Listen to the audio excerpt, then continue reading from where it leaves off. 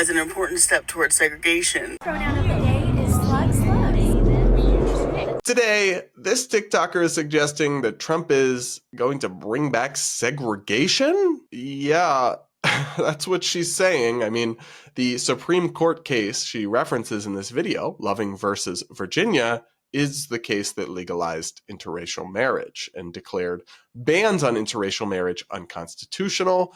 Here's what this influencer had to say. I guess my question is, what happens when they overturn Loving v. Virginia, or attempt to overturn Loving v. Virginia, as an important step towards segregation? So this is pretty strange. I mean, she's claiming that the U.S. is going to roll back interracial marriage, something the Supreme Court is absolutely not going to do. Just fact check, false. The only thing, it's just, I could go into it at length. The only justice who's ever even mentioned it that they go off is Clarence Thomas, but he was drawing a comparison that there's no reason to believe that they would actually overturn it, even if he was willing to, which I doubt he actually is. But even if he was, the rest of them wouldn't go along with that. Like, it's not going to happen. But then even say the Supreme Court did overturn that decision, every state would still legalize it at the legislative level because support for interracial marriage is at 94% in America, according to 2021 data.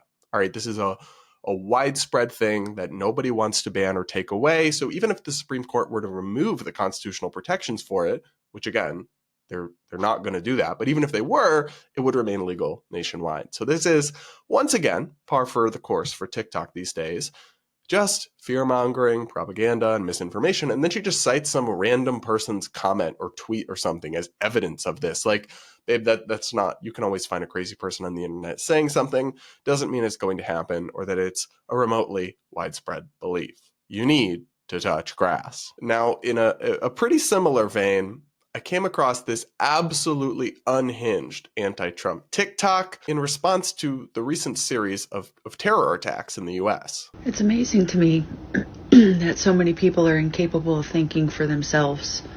And that's why we're in this position today. In the past 4 years, we haven't had any terrorist attacks. And then all of a sudden, as soon as Trump gets voted into office, take a look. 2 terrorist attacks in less than a week.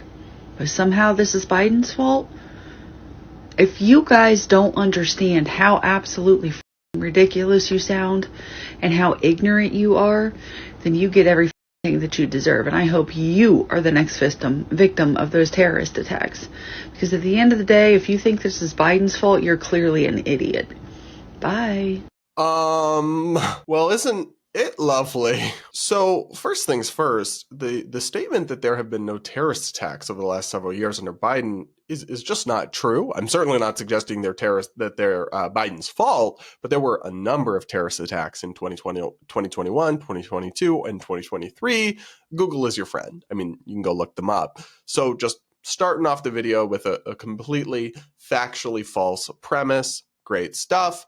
And I guess I do agree with the sentiment that people who are blaming Biden for these attacks, I think that's wrong. I do think that's a misguided thing to do. I don't think he could have prevented either of these incidents based on what we know now.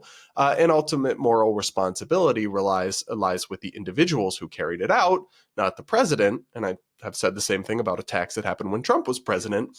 Unless you can identify a specific policy failure that was in some way culpable for the attack, which I think in both of these cases so far you can't, it's not fair to blame it on a president. I mean, there's nothing a president could do to stop somebody from getting behind the wheel of a car and doing something so horrible like that. So I would say that that's wrong, but you absolutely lose me. And in fact, make me want to call the FBI on you when you start saying, and if you believe that, you deserve to be the next victim. Like, babe, excuse me? Do you need a therapist? Because it's not normal to wish terror attacks on your political opponents. I've been seeing crap like this all over the internet in recent weeks, recent months. And I'm like, am I going crazy or have y'all lost the plot?